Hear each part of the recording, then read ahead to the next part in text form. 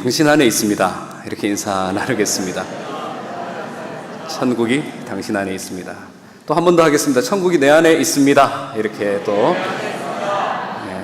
믿으십니까? 항상 천국을 확신하면서 천국을 누리는 인생 살아가실 수 있기를 소망합니다. 우리가 읽은 이 본문은 참 잘 아는 말씀이죠. 이스라엘과 블레셋 간의 전쟁이 일어나는 장면을 우리는 말씀을 통해서 목격하게 됩니다. 이스라엘과 블레셋과의 전쟁은 세상과 하나님의 사람들과의 전쟁을 의미하죠.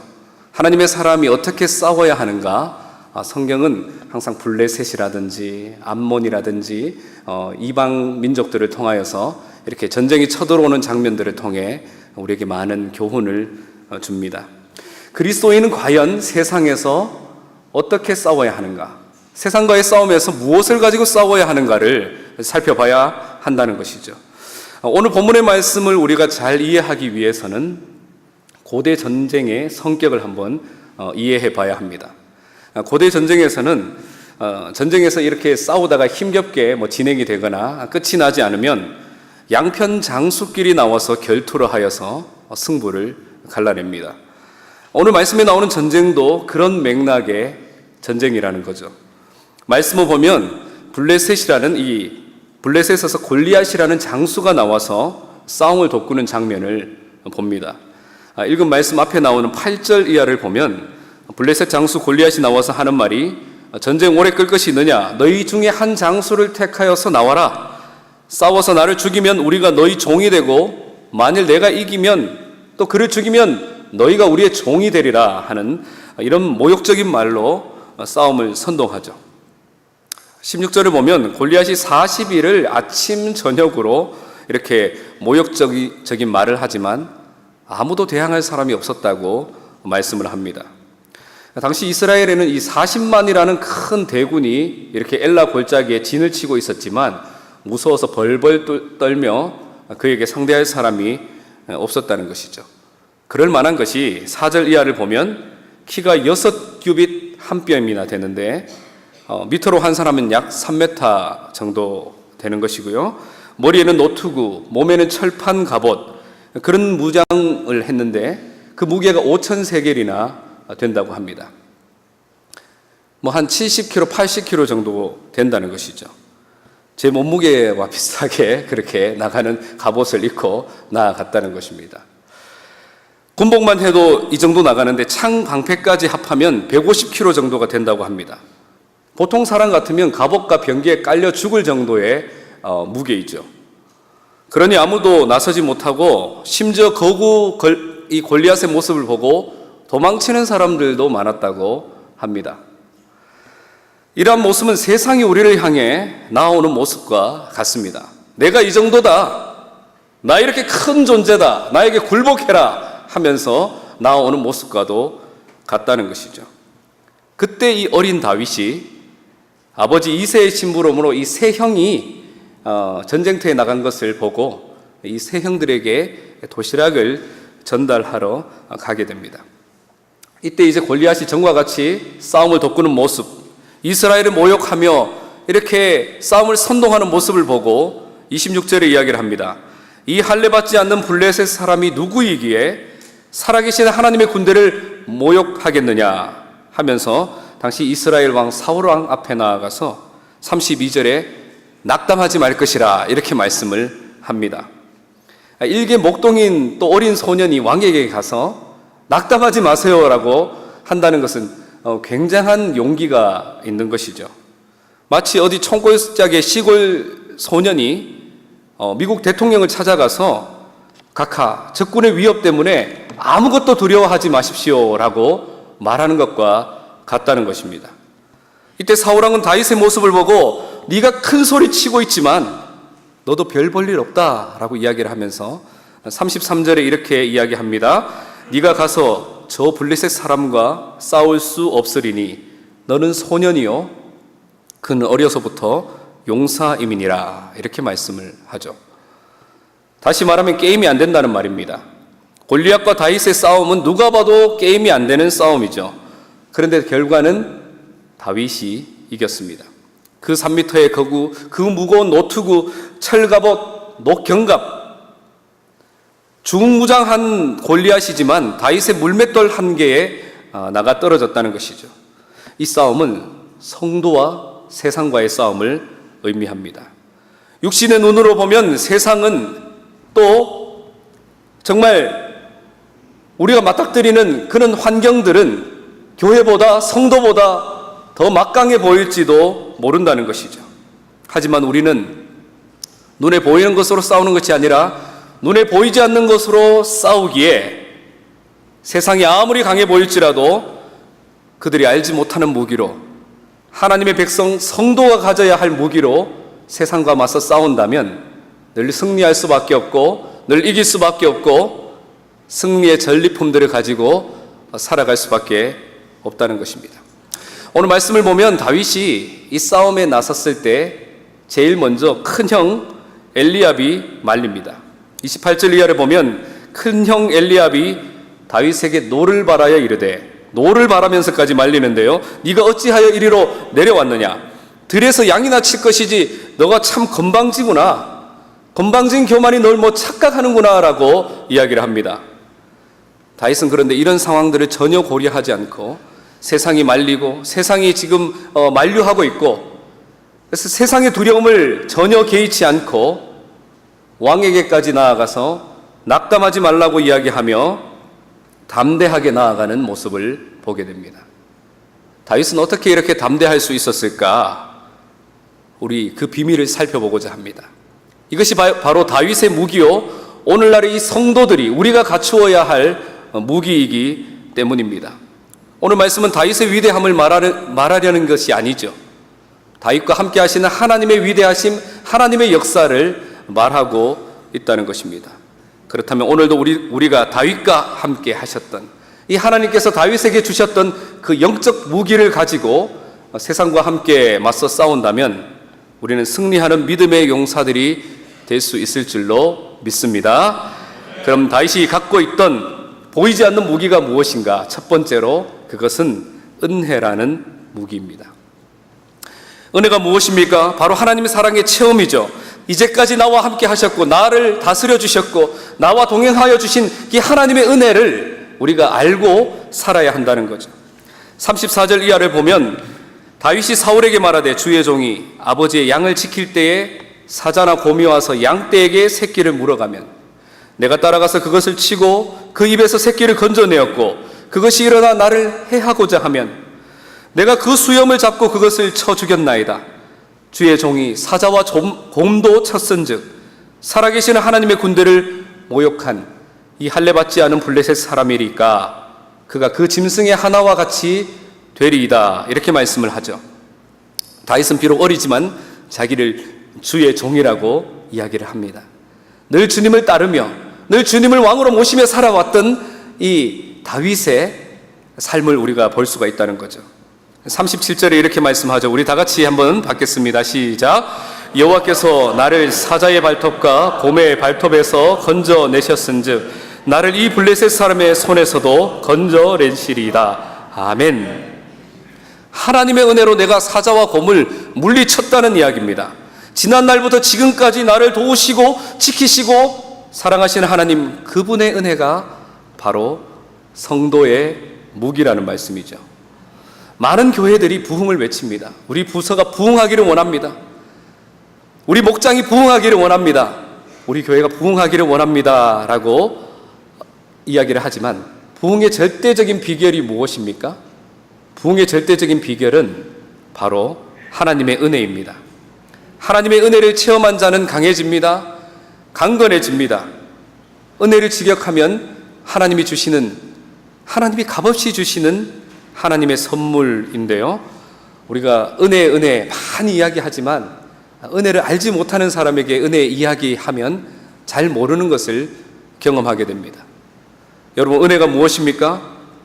하나님께서 나를 만나 주시고 나와 함께 하여 주시고 그 죄악의 수렁에서 건져내 주신 그 하나님의 사랑을 발견하고 깨닫는 것이 바로 은혜이죠.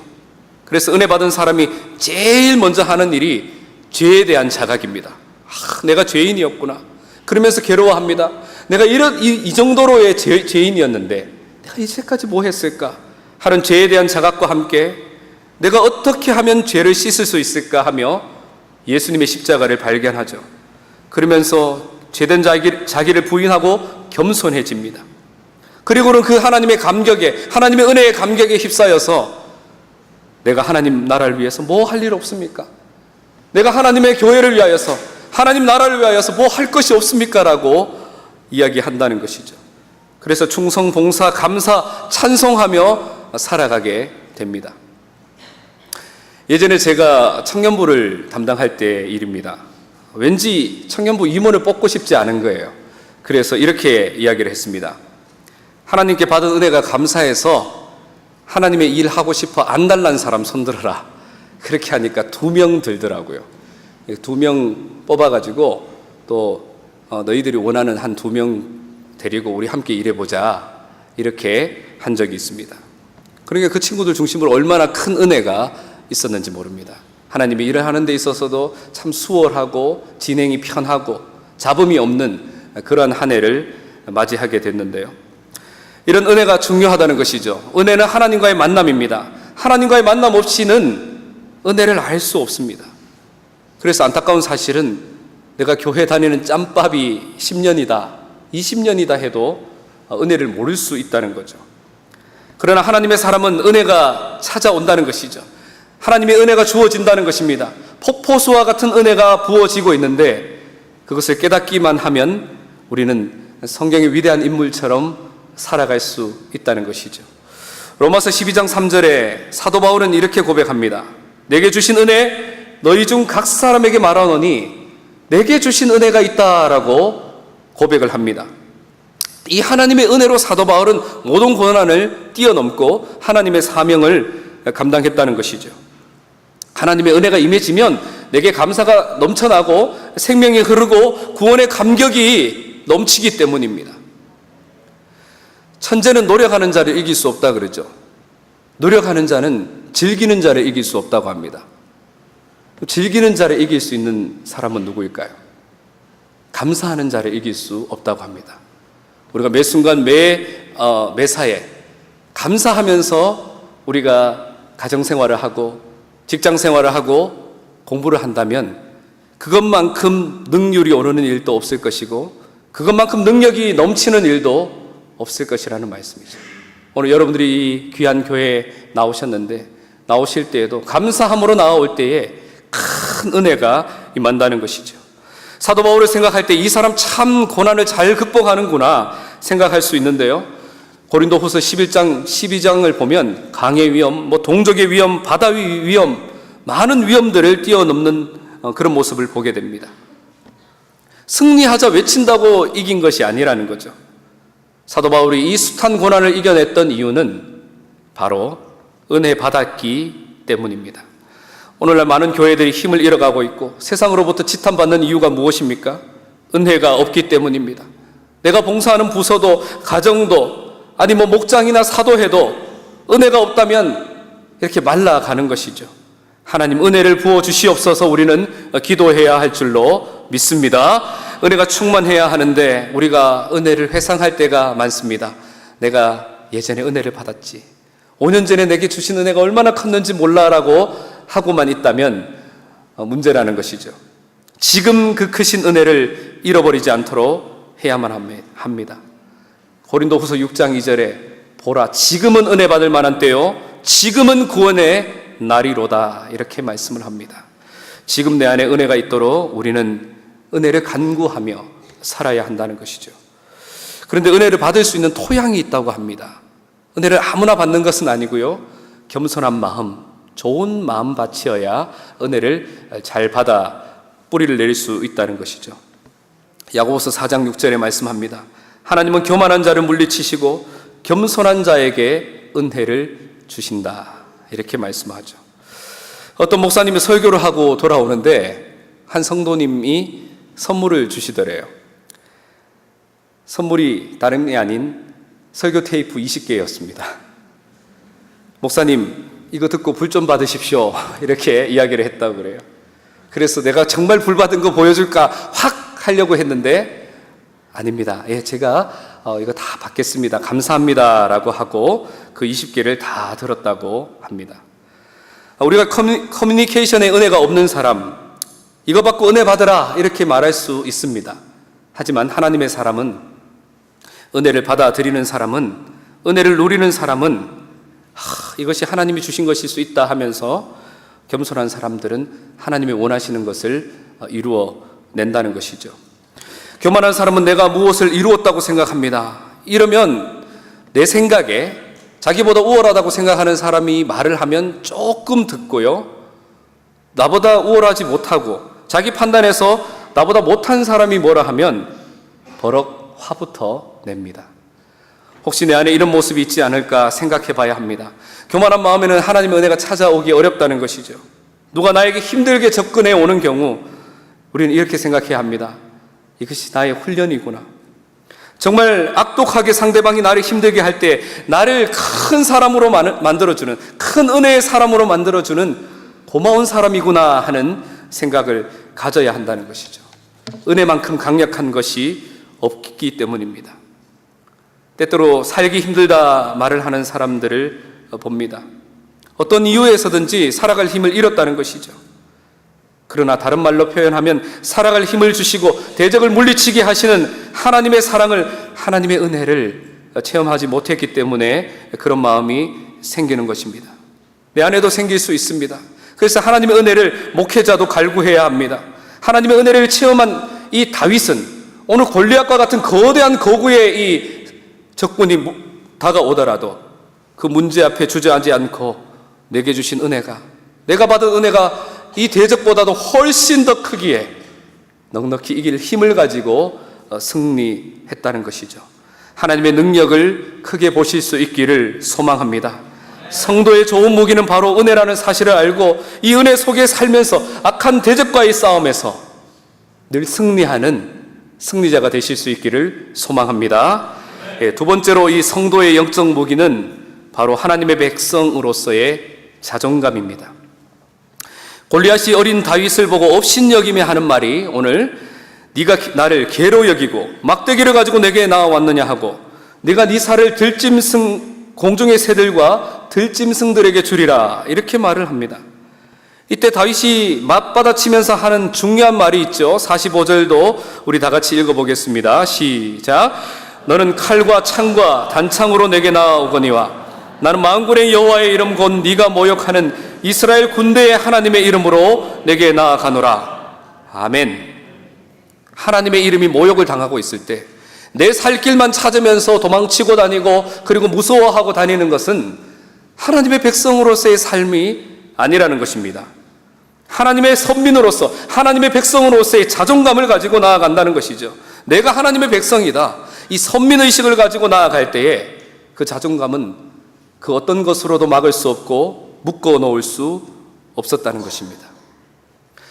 사도행전 26장을 보면 사도 바울의 정말 멋진 장면이 나옵니다. 사도 바울의 삶 가운데 가히 정말 멋지다고 말할 수 있을 정도의 이 삶의 모습이 나오는데요. 가이사랴 감옥에서 2년 동안이나 미결수 죄인으로 있는 중에 총독 베스도가 아그리빠 왕 앞에 가서 이 사도 바울의 제목을 정하기 위해서 찾아갑니다. 그래서 신문을 봤는데 바울은 아그리빠 왕에게 담대히 말합니다. 왕이여, 선지자를 믿으시나이까? 믿으시는 줄 아나이다 라고 이야기를 합니다. 복음을 전파하는 것이죠. 예수님에 대해서 변증하는 장면이 나옵니다. 그때 아그리빠 왕이 네가 적은 말로 나를 그리스도인이 되게 하려느냐 하고 말을 막습니다. 이때 바울이 한 유명한 구절이 있는데요. 다 같이 한번 받으면 좋겠습니다. 오늘 내 말을 듣는 모든 사람도 다 이렇게 결박한 것 외에는 나와 같이 되기를 하나님께 원하나이다. 아멘. 한번 생각해 보십시오. 한 사람은 왕이고 한 사람은 죄수의 복을 입은 아주 꾸질꾸질한 죄수입니다. 화려한 자주색 왕복을 입은 자와 쇠고랑을 차고 냄새나는 죄수복을 입은 자가 대면하고 있는데요. 주변에는 로마 정부의 법관들과 기라성 같은 장관들이 쫙 앉아 있습니다. 누가 봐도 기가 꺾일 수밖에 없는 장면이죠. 그럼에도 불구하고 바울이 비굴합니까? 왕을 부러워하고 있습니까? 아닙니다. 도리어 당신들도 내가 이렇게 결박된 것 외에는 나와 같이 되기를 바란다고 말씀을 합니다. 왜 그렇습니까? 그리스도인으로서의 자존감을 가지고 있었기 때문이죠. 오늘 다윗에게 하나님의 선민으로서의 이 자존감을 가지고 있었기에 세상과 맞닥뜨린 상황에서 전혀 구경만 하고 있지 않고 하나님의 이름이 모욕되는 것을 참지 못하고 맞서 싸웠던 이 다윗의 모습을 보게 됩니다. 오늘 나는 어떻습니까? 오늘 나에게 그리스도인으로서의 자존감이 있습니까? 세상에서 하나님의 이름이 모욕을 당할 때에 과연 나는 어떻게 합니까? 하나님의 교회가 어려움을 당할 때 나는 어떻게 했습니까?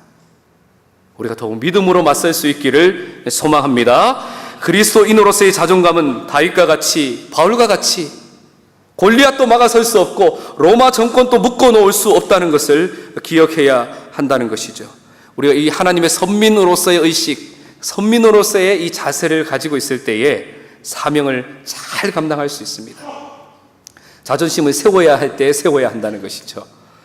나는 하나님의 백성이다, 나는 그리스도인이다 하는 자존감을 가지고 나아갈 때에 우리는 담대하게 세상과 맞서 싸워 승리할 수 있을 줄로 믿습니다. 아멘. 세 번째로 다윗의 영적 무기는 믿음입니다. 믿음에는 여러 종류가 있을 수 있지만 그중 가장 중요한 믿음은 살아계신 하나님이 나와 함께 하신다는 믿음입니다. 우리가 살다 보면 도저히 인간의 힘으로 해결하기 힘든 그런 어려운 일을 맞닥뜨릴 때가 있습니다. 저도 있습니다. 질병으로, 원치 않는 사고로, 잘못된 선택으로, 자녀의 아픔으로, 또 부부 관계로 어려움을 당하게 된다는 것이죠. 그러나 믿음의 사람은 대책을 가지고 계신 하나님 앞에 나아가서 대책을 가지고 계신 하나님이 나와 함께 하신다는 믿음을 가지고 그 문제를 승리하게 한다는 것이죠. 다윗이 바로 그런 인물이었습니다. 다윗이 골리앗에게 나아가며 말합니다. 오늘 여호와께서 너를 내 손에 넘기시리니 내가 너를 쳐서 내 목을 베고 블레셋 군대의 시체를 오늘 공중에 세워 땅에 들짐승 성들에게 주어 온 땅으로 이스라엘에 하나님이 계신 줄 알게 하겠고. 다윗은 하나님의 역사를 나타내는 믿음의 사람이었습니다. 그러므로 신앙이 무엇입니까? 대책 없다고 할 때, 사방이 막혀 있다고 할 때, 뚫려 있는 하늘을 바라보며 기도하며 하나님을 의지하고 살아계신 하나님과 동행하는 그 믿음이 바로 진짜 믿음이고 그러한 자가 진짜 신앙인이라는 말씀이죠. 다윗의 믿음은 하나님이 나와 함께 하시면 골리앗과 블레셋을 능히 이기게 하신다는 믿음 가지고 나아갔습니다. 47절 우리 한 번 더 읽으면 좋겠습니다. 여호와의 구원하심이 칼과 창에 있지 아니함을 이 무리로 알게 하리라. 전쟁은 여호와께 속한 것인즉 그가 너희를 우리 손에 넘기시리라. 아멘. 20세기 위대한 기독교 변증가인 C.S. 루이스는 신앙생활은 전쟁이다 라고 말했습니다. 성도의 신앙생활도 전쟁이고 우리가 드리는 예배도 영적 전투입니다. 예배를 드리지 못하게 하고 또 예배 늦게 나오게 하고 또 예배 시간에 다른 생각을 하게 하는 이런 모든 것들이 바로 영적 전투를 하고 있는 장면들이라는 거죠. 그렇다면 우리는 전능하신 하나님이 나와 함께 하신다는 믿음이 없이는 전쟁에서 승리할 수가 없습니다. 이 전쟁은 여호와께 속한 것인즉 하나님이 해결하실 줄 믿습니다라는 이 믿음 가지고 나아갈 때에 승리할 수 있다는 거죠. 그리스 부모들이 제일 많이 짓는 이름이 니콜라스라고 합니다. 우리 장로님들 중에도 니콜라스 이름이 있으시던데요. 본래는 니카오에서 나온 말이라고 합니다. 여기에서 나이키가 나왔어요. 우리가 나이키를 그냥 입고 다니고 신고 다니는 것에 그치는 것이 아니라 정말 승리하는 뜻, 이 승리자라는 뜻을 가지고 우리가 이 성경 본문을 봐야 한다는 것이죠. 성도는 영적 니콜라스가 되어야 합니다. 성경에는 이것을 정복하다, 승리하다라는 말을 이야기하고 있습니다. 우리는 승리자라는 말씀이죠. 우리 옆에 성도님들에게 한번 이렇게 불러보면 좋겠습니다. 니콜라스 김 집사님, 니콜라스 이 장로님, 예, 또 다른 별명이 되었으면 좋겠습니다. 성도는 영적 니콜라스가 되어야 한다는 것이죠. 오늘 이후에 이름을 바꾸는 분들이 많을지 모르겠습니다. 기독교 신앙은 눈을 바꾸는 것이라고 합니다. 사람의 시각이 아니라 하나님의 시각으로 바뀌는 것이 바로 기독교 신앙이라고 해요. 이러할 때 역사가 나타난다는 것이죠. 오늘 다윗은 소년 다윗의 눈이 절대 아니었습니다. 전능하신 하나님의 눈으로 대적 골리앗을 보니까 이거 아무것도 아닌 거예요. 이틀 전에 우리가 찬양팀에서 함께 은혜를 나누며 이런 말씀을 우리가 서로 이야기했습니다. 우리가 오늘 왕이신 하나님을 찬양하고 또 전능하신 하나님을 찬양할 텐데, 모든 영광과 존귀와 능력을 가지신 하나님을 찬양할 텐데 우리의 이 시각이 달라져야 할 것입니다. 우리가 맞닥뜨리는 이 문제들을 천상의 자리에서, 하늘 보좌에서 바라봅시다. 아무것도 아닐 것입니다. 천국에서 이 문제를 바라본다 그러면 아무것도 아닐 것입니다. 이것 때문에 연연해하지 말고, 이것 때문에 힘들어하지 말고 하늘 보좌에서 이 문제를 바라보고 승리하는 저와 여러분들이 되었으면 좋겠습니다. 라고 은혜를 나누었습니다. 우리 이 은혜를 가지고 문제를 바라보고 문제를 뛰어넘는 하나님의 사람 될 수 있기를 소망합니다. 마지막으로 다윗의 영적 무기는 만군의 여호와 하나님의 이름입니다. 45절을 보면 칼과 창과 단창으로 내게 나아오거니와 나는 만군의 여호와의 이름으로, 네가 모욕하는 이스라엘의 군대의 하나님의 이름으로 내게 나아가노라, 이렇게 말씀을 합니다. 만군의 여호와의 이름이 무엇이죠? 이름, 영광과 영예, 이런 것을 뜻합니다. 올림픽 선수들이 자기 나라 국기들을 가슴에 탁 달고 나아가죠. 바로 조국의 영광을 위해서입니다. 그럴 때 나라에서 모든 것을 지원해 주죠. 모자부터 신발까지, 숙소까지, 그리고 월급도 많이 줍니다. 그리고 조국에게 영광을 돌리면 자기에게도 영예가 따라오게 된다는 것이죠. 마찬가지로 하나님의 백성이 하나님의 영광을 위해 나아갈 때, 하나님의 이름을 위하여서 나아갈 때에 하나님은 기뻐 받아주시고 그와 함께 하신다는 것이죠. 다윗은 지금 다름 아닌 하나님의 대표로 나아가고 있다는 사실을 확신하고 있었습니다. 여러분들이 가정으로 나아갈 때에도, 직장으로 나아갈 때에도, 학교로 나아갈 때에도 나는 하나님의 대표로 지금 나아가고 있다는 사실을 잊지 않으시기를 소망합니다. 그 결과 어떻게 되었습니까? 원수 골리앗은 땅에 엎드려졌습니다. 하나님의 이름은 높이 올라갔고 다윗의 이름 또한 높이 불려졌습니다. 사무엘상 18장 7절을 보면 여인들이 뛰놀며 노래를 부르는데 사울이 죽인 자는 천천히요 다윗은 만만이로다, 이렇게 말씀을 하죠. 만만의 영광이 다윗에게 돌아왔던 것입니다. 그리고 다윗은 이스라엘 최고의 임금이 됩니다. 역사상 유례를 찾아볼 수 없는 훌륭한 왕이 된 것이죠. 예수 그리스도를 예표하는 위대한 성경 인물이 되었습니다. 바로 이 좋은 영적 무기를 가지고 있었기에 다윗은 승리할 수 있었고 하나님의 사람으로 끝까지 살아갈 수 있었던 것입니다. 사랑하는 성도님들, 말씀을 마치려고 합니다. 우리 오늘 골리앗과 다윗의 싸움에서 다윗의 무기는 성도된 우리들이 반드시 소유해야 할 무기들입니다. 다윗과 같이 하나님을 사랑하면 또 우리 삶 속에서 반드시 받게 될 약속된 무기이기도 합니다. 무엇이 무기였습니까? 바로 하나님의 은혜가 무기였습니다. 그러므로 하나님의 은혜를 늘 사모하며 그 은혜를 기억하고 소유하며 살아가는 복된 저와 여러분들이 되실 수 있기를 소망합니다. 그리고 그리스도인의 자존감이 무기였습니다. 하나님의 선민의식으로 충만하여서 내가 하나님의 백성인데, 하나님의 자녀인데 하는 그 선민의식을 가지고 나아갔습니다. 그리고 믿음이 무기였습니다. 주님께서는 자기를 믿는 자, 신뢰하는 자에게 능력을 주시기 때문입니다. 마지막으로 만군의 여호와 하나님의 이름이 무기라고 하였습니다. 하나님의 영광을 위해 나아가는 자에게 하나님은 함께 하시고 그와 동행하여 주시고 그에게 승리를, 또 그의 이름을 높여주시는 은혜를 더하여 주신다는 것이죠.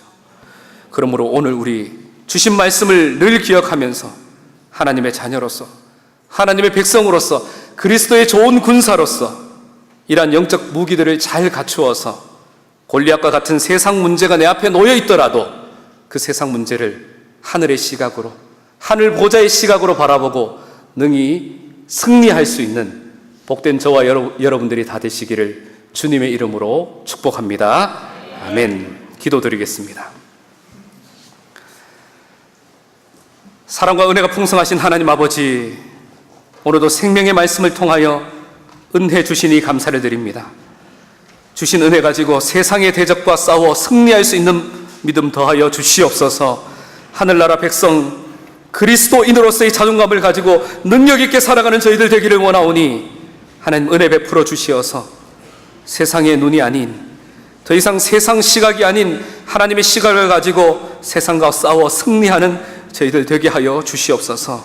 세상이 노라고 말할지라도 예스라고 하며 세상이 예스라고 할 때에 노라고 할 수 있는 담대한 믿음 있는 저희들 되게 하여 주시어서 늘 하나님의 이름을 나타내 보이며 하나님께 영광 올려드리며 살아가는 귀하고 복된 새한의 모든 성도님들이 되게 하여 주시옵소서. 오늘도 이 예배의 자리에 나오면서 빈손으로 오지 아니하고 귀한 예물을 가지고 나아갑니다.